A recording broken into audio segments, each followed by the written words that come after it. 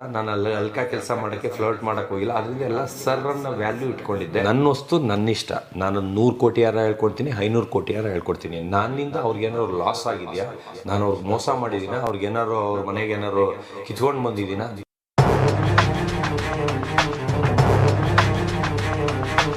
Actually ನಿಮ್ಗೆ ಗೊತ್ತಿರ್ಬೋದು, big ಬಾಸ್ನಲ್ಲಿ ಅಂದರೆ ಶಾರ್ಟ್ ಟೈಮ್ ಇದ್ರೂ ಸಿಕ್ಕಾಪಟ್ಟೆ ಹೆಸರು ಮಾಡಿದ್ರು. ಬಿಗ್ ಬಾಸ್ ಹೋಗ್ಬೇಕಾದ್ರೂ ಸೌಂಡ್ ಮಾಡಿದ್ರು, ಬಿಗ್ ಬಾಸಿಂದ ಬಂದಮೇಲೂ ಸೌಂಡ್ ಮಾಡಿದ್ರು.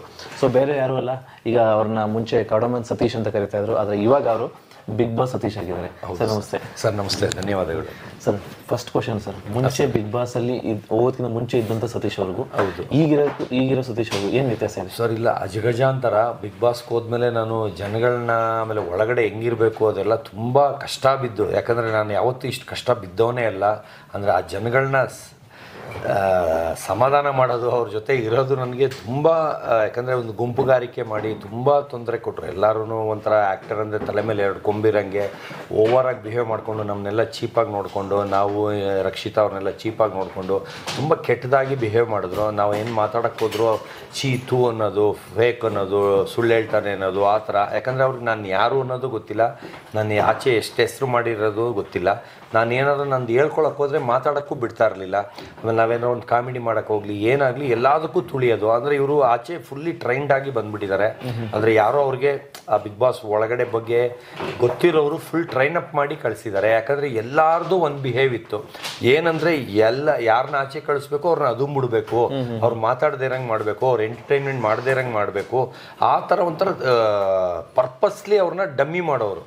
ನಾವು ಆ್ಯಕ್ಟಿವ್ ಇರೋರ್ನು ಟುಸ್ಸಾಗಿ ಹಿಂಗೆ ಕುತ್ಕೋಬೇಕು, ಆ ಥರ ಮಾಡೋರು. ಆ ಥರ ಅಷ್ಟು ಜನನೂ ಒಂದೇ ಕ್ಯಾರೆಕ್ಟರು, ಒಂದು ಗ್ಯಾಂಗ್ ಮಾಡ್ಕೊಂಡು ಎಲ್ಲರನ್ನೂ ತುಳಿದು ಕರಿಸುಬ್ಬ ಆಗಿರ್ಬೋದು, ಕರಿಬಸಪ್ಪ ಅವರು, ಅಮಿತ್ ಆಗಿರ್ಬೋದು, ಇವ್ರನ್ನೆಲ್ಲರನ್ನೂ ಹಂಗೆ ಮಾಡಿದ್ರು. ಅದೇ ಥರ ನೆಕ್ಸ್ಟ್ ನಾನು 3ನೇ ವಾರದಲ್ಲಿ ನಾನೇ ಹೋಗ್ತೀನಿ ಅನ್ನೋದು ನನಗೆ 2ನೇ ವಾರದಲ್ಲೇ ಗೊತ್ತಾಗೋಗಿತ್ತು. ಯಾಕಂದರೆ ಮಂಜು ಭಾಷಿಣಿಯವರು ಬಂದು ಡೈರೆಕ್ಟಾಗಿ ನನಗೆ ಕೇಳ್ತಾರೆ, ಯಾಕೆ ನಿಮ್ಗೆ ಯಾರು ನಾಮಿನಿ ಮಾಡ್ತಾ ಇಲ್ಲ, ನೀವೇನು ಒಳ್ಳೆಯವರು ಅಂತಾನ, ಹಂಗೆ ಹಿಂಗೆ ಅಂತ. ನಾನು ಒಳ್ಳೆಯ ಅನ್ಸ್ಕೊಂಡಿದ್ದೆ, ಅದಕ್ಕೆ ಯಾರು ನನ್ನ ಹೆಸರು ಹೇಳಲಿಲ್ಲ. ಅದಕ್ಕೆ ಇದು ಒಂದೇ, ಇಲ್ಲ ನಾನು ಈ ಸಲ ನಿಮ್ಮನ್ನೇ ಮಾಡೋದು ಅಂತಾರೆ. ದಯವಿಟ್ಟು ಮಾಡಿ ಮೇಡಮ್ ಅಂತೀನಿ.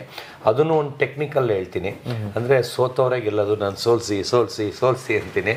ಅಂದರೆ ಅವ್ರಿಗೆ ಮೈಂಡ್ಗೆ ಏನು ಬರಬೇಕು, ಸೋಸಿದ್ರೆ ಇವನೇ ಫೈನಲಿಸ್ಟ್ಗೆ ಹೋಗ್ಬಿಡ್ತಾನೇನೋ, ಇಲ್ಲಿ ಉಲ್ಟಾ ನಡೀತಾ ಇದೆ, ಗೆದ್ದವ್ರು ಹೋಗಲ್ಲ ಸೋತವ್ರು ಹೋಗ್ತಾರೆ, ಆ ಥರ ಮಾಡಿದೆ.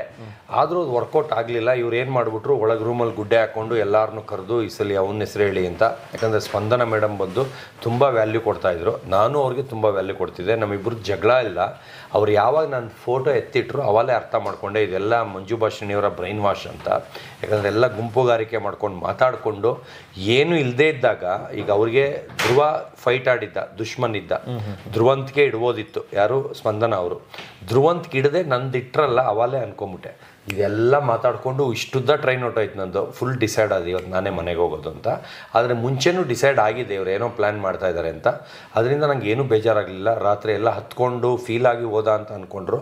ನಾನು ನಿದ್ದೆ ಇಲ್ಲದೆ ಟಯರ್ಡ್ ಆದರೆ ವಾಯ್ಸ್ ನಂದು ಹಿಂಗೆ ಬರೋದು, ಅದು ಅಳು ವಾಯ್ಸ್ ಥರ ಬಂತು. ಆಮೇಲೆ ನನಗೆ ಯಾರಿಗೂ ಬಾಯಿ ಹೇಳಬೇಕು ಅಂತಲೂ ಅನ್ನಿಸ್ಲಿಲ್ಲ. ಅದರಲ್ಲಿ ನನಗೆ ಕಾಕ್ರೋಚ್ ಸುದಿಯವರು, ಅಶ್ವಿನಿ ಗೌಡ ಅವ್ರು ಮಾತ್ರ ನನ್ನ ಪರವಾಗಿ ಮಾತಾಡಿದ್ರು. ಜೆಂಟ್ಲ್ಮ್ಯಾನು, ಅವನು ನೀಟಾಗಿ ಮಾಡ್ದ, ಮನೆ ಅಷ್ಟು ಚೆನ್ನಾಗಿ ನೋಡ್ಕೊಂಡ, ಅಷ್ಟು ಕೇರ್ ತೊಗೊಂಡ ಅಂತ. ಆದರೆ ಮಿಕ್ದವ್ರು ಯಾರೂ ನನ್ನ ಸಪೋರ್ಟಿಗೆ ಬರಲಿಲ್ಲ. ಅದರಿಂದ ನಾನು ಯಾರಿಗೂ ಬಾಯಿ ಹೇಳಬೇಕು ಅಂತಲೂ ಅನ್ನಿಸ್ಲಿಲ್ಲ. ಆದರೆ ಬಂದೆ, ಅಂದರೆ ಇರೋವ್ರಿಗೂ ನಾನು ಒಳ್ಳೆಯವ್ನು ಅನ್ಸ್ಕೊಂಡು ಆಚೆ ಬಂದಮೇಲೆ ಗೊತ್ತಾಯಿತು ಜನಗಳ ಪ್ರೀತಿ ಎಷ್ಟಿದೆ ಅಂತ.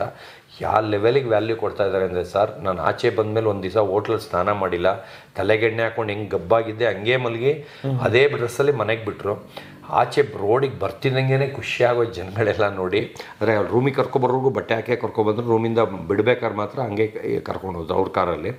ಹೋಗ್ತಾಯಿದ್ರು, ರೋಡಲ್ಲಿ ಇರೋರೆಲ್ಲ ಸತೀಶ್ ಸಾರ್, ಅದು ಏನು ನನ್ನ ಹೆಸರು ಸತೀಶ್ ಸರ್ ಅಂತಾನೆ. ಯಾಕಂದರೆ ಅಲ್ಲಿ ಒಳಗಿರೋರು ಸ್ಪಂದನ ಇನ್ನೊಂದು 5-6 ಜನ ಸತೀಶ್ ಸಾರ್ ಅಂತಲೇ ಮಾತಾಡ್ಸಿದ್ದೆ. ಯಾಕಂದರೆ ನಾನು ಎಲ್ಲರಿಗೂ ಸರ್ ಅಂತಲೇ ಮಾತಾಡಿಸಿದ್ದೆ, ಹುಡುಗರಿಗೆ ಎಲ್ಲರಿಗೂ. ಲೇಡೀಸ್ಗೆ ಮೇಡಮ್ ಅಂತಲೇ ಮಾತಾಡ್ಸಿದ್ದೆ. ನಾನು ಯಾರ ಜೊತೆನೂ ಮಿಸ್ಬಿಹೇವ್ ಮಾಡಿಲ್ಲ, ಯಾರ ಮೈಯೂ ಮುಟ್ಟಿಲ್ಲ. ಅವ್ರು ಬಂದು ಹಾಯ್ ಗುಡ್ ಮಾರ್ನಿಂಗ್ ಅಂತ ತಪ್ಕೊಳಕ್ಕೆ ಬಂದರೂ ನನ್ನ ಕೈ ಇಷ್ಟು ದೂರ ಇಟ್ಕೊತಿದ್ದೆ. ಆ ಥರ ನಾನು ಅಲ್ಕ ಕೆಲಸ ಮಾಡೋಕ್ಕೆ ಫ್ಲರ್ಟ್ ಮಾಡೋಕ್ಕೆ ಹೋಗಿಲ್ಲ. ಅದರಿಂದ ಎಲ್ಲ ಸರ್ರನ್ನು ವ್ಯಾಲ್ಯೂ ಇಟ್ಕೊಂಡಿದ್ದೆ. ಅದರಿಂದ ಸರ್ ಅಂತಲೇ ಎಲ್ಲ ಕರೀತಿದ್ರು. ಈಗ ಆಚೆನೂ ಸರ್ ಅಂತಲೇ ಸ್ಟಾರ್ಟ್ ಮಾಡಿದ್ದಾರೆ. ನಿನ್ನೆ ಸುದೀಪ್ ಸರ್ದು ಸ್ಟೇಜ್ ಮೇಲೆ ಇದಿತ್ತು, ಅಲ್ಲಿ ಒಳಗೆ ಕೂತಿದ್ದವರೆಲ್ಲ ಬರ್ತಿದ್ದಂಗೆ ಸತೀಶ್ ಸಾರ್ ಅಂತ. ಯಾವ ಲೆವೆಲ್ಗೆ ವಿಸಿಲ್ ಹೊಡೆದು ಕಿರ್ಚಿದ್ರು ಅಂದರೆ ಸ್ಟೇಜ್ದೆಲ್ಲ ಮುಗಿಸಿದ್ಮೇಲೆ ಹಿಂದೆ ಓಡ್ ಬಂದ್ಬಿಟ್ರು, ಒಳಗಿದ್ದವರೆಲ್ಲ ಆಚೆ ಓಡ್ ಬಂದ್ಬಿಟ್ಟು ಸಾರ್ ಫೋಟೋ ಅಂತ. ಅವರು ಟೀಮ್ ಅವರು ಇಲ್ಲ ನೀವು ಫೋಟೋ ಕೊಡೋಂಗಿಲ್ಲ ಅಂತ. ನಾನು ಸಾರ್ ಪಾಪ ಏನೋ ಕೊಬ್ಬ ಅನ್ಕೊತಾರೆ sir, request sir please sir ಅಂತ ಅವ್ರಿಗೆ. ಆಮೇಲೆ ಅವರು ಸಾರ್ ಸರ್ ಪ್ಲೀಸ್ ಸರ್ ಅಂತ ಅವ್ರು ಹಂಗೆ ಏನು ಈ ಲೆವೆಲಿಗೆ ಫೇಮಸ್ ಆಗಿಬಿಟ್ಟಿದ್ದೀನಿ ಅನ್ಸ್ಬಿಡ್ತು. ಯಾಕಂದರೆ ಅವತ್ತಿಂದ ನಾನು ಆಚೆನೇ ಬಂದಿರಲಿಲ್ಲ. ಅಲ್ಲಿ ಜನ ಪ್ರೀತಿ ನೋಡಿ ಅಮ್ಮ ಬಿಗ್ ಬಾಸ್ ಅಂದರೆ ಇದು ಅನ್ನೋದು ಅಲ್ಲಿ ಗೊತ್ತಾಯಿತು ಸರ್. ಅಂದರೆ ನಾನು ಆಚೆ ಏನೇ ಹೆಸರು ಮಾಡಿದ್ರು ಈ ಲೆವೆಲ್ಗೆ ಜನ ಕ್ರೇಜ್ ಆಗ್ತಾರೆ ಅಂತ ನಂಗೆ ಗೊತ್ತಿರಲಿಲ್ಲ. ಆದರೆ ಬಿಗ್ ಬಾಸ್ಗೆ ಹೋದ್ಮೇಲೆ ಆಗ್ತಾರೆ ಅಂತ ಗೊತ್ತಿತ್ತು, ಆದರೆ ಈ ಲೆವೆಲ್ಗೆ ಆಗ್ತಾರೆ ಅಂತ ಗೊತ್ತಿಲ್ಲ. ಅದ್ರದ್ದೊಂದು ವಿಡಿಯೋ ತೆಕ್ಕೊಂಡು ಬಂದಿದ್ದಾರೆ, ಅದ್ರನ್ನೆಲ್ಲ ಜನ ಅರ್ಧ ಖಾಲಿ ಆದಮೇಲೆ ತೆಗ್ದಿದ್ದಾರೆ. ನನ್ನ ಫ್ರೆಂಡು ಹೆಂಗೆ ಆಡ್ತಾ ಇದ್ದಾರೆ ಅಂದರೆ 1 ಸೆಕೆಂಡ್ ಬಿಡ್ದಂಗೆ ಎಳೆದಾಡ್ತಾ ಇದ್ದಾರೆ, ನನಗೆ ಬಾ ಅಂದರೆ ಅವರು ಆಯ್ತು ಹೊಡ್ಕೊಳ್ಳಿ ಅಂದ್ಬಿಟ್ರು. ಯಾರೋ ಇನ್ನೂ ಸೀನಿಯರ್ ಬಂದ್ಬಿಟ್ಟು ಆಯ್ತು ಬೇಗ ಹೊಡ್ಕೊಳ್ಳಿ, ಹೋಗ್ಬಿಡಿ, ಹೊಡೆಯಂಗಿಲ್ಲ, ನಾ ಇವತ್ತು ಹಾಕಂಗಿಲ್ಲ, ರಿಲೇ ನಾಳೆ ರೈಟ್ ಆಗುತ್ತೆ, ಆದಮೇಲೆ ಹಾಕ್ಕೊಳ್ಳಂಗಿದ್ರೆ ಹೊಡ್ಕೊಳ್ಳಿ ಅಂದರು. ಎಲ್ಲರೂ ಆಲ್ರೆಡಿ ಬಿಟ್ಬಿಟ್ಟಿರ್ತಾರೆ. ನಾನು ಯಾವ ಡ್ರೆಸ್ಸಲ್ಲಿ ಸ್ಟೇಜ್ ಮೇಲೆ ಹೋಗಿದೆ ಅದೇ ಡ್ರೆಸ್ಸಲ್ಲಿ ಎಲ್ಲರಿಗೂ ಫೋಟೋ ಕೊಟ್ಬಿಟ್ಟು ಕಾರ್ ಎತ್ಕೊಂಡು ಮನೆಗೆ ಬಂದೆ ಸರ್. ಇವಾಗ ಇಷ್ಟು ಫೇಮಸ್ಸು, ಇಷ್ಟು ನೇಮು ಸಿಕ್ಕಿದೆ, ಬಟ್ ಇದ್ರ ಮಧ್ಯೆ ಒಂದಿಷ್ಟು ಜನಗಳು ಅವ್ರೇನಪ್ಪ ಮಾತಾಡ್ತಾರೆ, ಕೋಟಿ ನಾಯಿ ಅಂತಾರೆ, 50 ಕೋಟಿ ಅಂತಾರೆ, 100 ಕೋಟಿ ಅಂತಾರೆ. ನಿಜಾನ ಇದು ನಂಬಕ್ ಆಗುತ್ತಾ ಅಂತ ಒಂದಿಷ್ಟು ಜನ ಅನುಮಾನ. ಈಗ ಮಾತಾಡೋರಿಗೆ ನಾನು ತಲೆ ಕೆಡಿಸ್ಕೊಳ್ಳಲ್ಲ ಸರ್. ನಂದೇ ಸ್ಟೈಲು, ನನ್ನ ನಾಯಿ ನಾನು ದುಡ್ಡು ಕೊಟ್ಟು ತಂದಿರ್ತೀನಿ, ನನಗೆ ಗೊತ್ತು. ಆಮೇಲೆ ನನ್ನ ನಾಯಿ ನನಗೆ ಚಿನ್ನ, ರನ್ನ, ವೈಡೂರ್ಯ, ನನ್ನ ವಸ್ತು ನನ್ನಿಷ್ಟ. ನಾನು 100 ಕೋಟಿ ಯಾರ ಹೇಳ್ಕೊಡ್ತೀನಿ, 500 ಕೋಟಿ ಯಾರ ಹೇಳ್ಕೊಡ್ತೀನಿ. ನನ್ನಿಂದ ಅವ್ರಿಗೇನಾದ್ರು ಲಾಸ್ ಆಗಿದೆಯಾ, ನಾನು ಅವ್ರಿಗೆ ಮೋಸ ಮಾಡಿದ್ದೀನ, ಅವ್ರಿಗೇನಾದ್ರು ಅವ್ರ ಮನೆಗೆ ಏನಾದ್ರು ಕಿತ್ಕೊಂಡು ಬಂದಿದ್ದೀನ, ನನ್ನ ಶೋಕಿ ನಾನು ಮಾಡ್ತಾಯಿದ್ದೀನಿ. ಅದಕ್ಕೆ ಯಾರು ಕೇಸ್ ಹಾಕಬೇಕು, ಯಾರು ಬಂದು ನಾನು ಅಟ್ಯಾಕ್ ಮಾಡಬೇಕು, ಅವ್ರು ಬಂದರು, ಕರೆಕ್ಟ್ ಆನ್ಸರ್ ಮಾಡಿದೆ, ಹೋದರು. ಬರೀ ಬಿಲ್ಡಿಂಗ್ ತೋರಿಸಿದ್ರು, ನಾನು ಹಿಡ್ಕೊಂಡೋಗಿ ತೋರಿಸಿದ್ರೆ ನಾನು ಕೇಸ್ ಆಗಿದೆ ಅಂತ ಬಂತ, ಕೇಸ್ ನಡೀತಿದೆ ಅಂತ ಬಂತ, ಇಲ್ಲ ಜೈಲಲ್ಲಿದ್ದಾನೆ ಅಂತ ಬಂತ, ಅರೆಸ್ಟ್ ಆದ ಅಂತ ಬಂತ, ಏನು ಬಂತು ಸರ್? ಡಾಕ್ಯುಮೆಂಟ್ ಕರೆಕ್ಟ್ ಇತ್ತು, ಹೋದರು. ಆದರೆ ನಾನು ಅಷ್ಟು ಬ್ರಿಲಿಯಂಟಾಗಿ ಆಟ ಆಡ್ತೀನಿ ಸರ್. ಯಾಕಂದರೆ ನಾನು ಯಾರಿಗೂ ತೊಂದರೆ ಆಗಂಗೆ ಮೋಸ ಮಾಡಿ ಫ್ರಾಡ್ ಮಾಡಿ ನಾನು ಮಾಡಿಲ್ಲ. ನನ್ನ ಇಷ್ಟ, ನನ್ನಿದು. ಈಗ 100 ಕೋಟಿ ನಾಯಿಗೆ CM, DCM ಆ ಥರ ಒಂದು 50ರಿಂದ 100 ಜನ ಕರೆದ್ಬಿಟ್ಟು 5ನೇ ತಾರೀಕು next month November 5 power TV channel ಅವ್ರ ಜೊತೆ 7 ಇಯರ್ ಆ್ಯನಿವರ್ಸರಿಲಿ 100 ಕೋಟಿ ನಾಯಿ ಲಾಂಚ್ ಮಾಡ್ತಾಯಿದ್ದೀನಿ. ಇದು ಬಿಗ್ ಬಾಸ್ ವೇದಿಕೆಯಲ್ಲಿ ಪ್ರೊಮೋ ಶೂಟಲ್ಲಿ ಲಾಂಚ್ ಆಗಬೇಕಾಗಿದ್ದ ನಾಯಿ.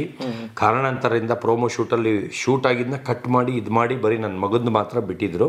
ಅದು ಒಳಗಡೆ ಕಾರಣ ನನಗೆ ಗೊತ್ತಿಲ್ಲ, ಅದರಿಂದ ಅದ್ರ ಬಗ್ಗೆ ನಾನು ಮಾತಾಡೋಕ್ಕೆ ಇಷ್ಟಪಡಲ್ಲ. ಆದರೆ ನಾನು ಚಾಲೆಂಜಿಂಗಾಗಿ ಇದನ್ನು ಪವರ್ TV ಚಾನಲ್ ಫಂಕ್ಷನಲ್ಲಿ ಲಾಂಚ್ ಮಾಡ್ತಾಯಿದ್ದೀನಿ. 1000 ಜನಕ್ಕೆ ಊಟ ಎಲ್ಲ ಇರುತ್ತೆ. 100 ಕೋಟಿ ನಾಯಿನ ಲಾಂಚ್ ಮಾಡ್ತಾಯಿದ್ದೀನಿ. ಯಾರು ಕೇಸ್ ಹಾಕೊಂತಾರೆ, ಯಾರು ಜಗಳಕ್ಕೆ ಬರೋರು ಬರ್ಬೋದು.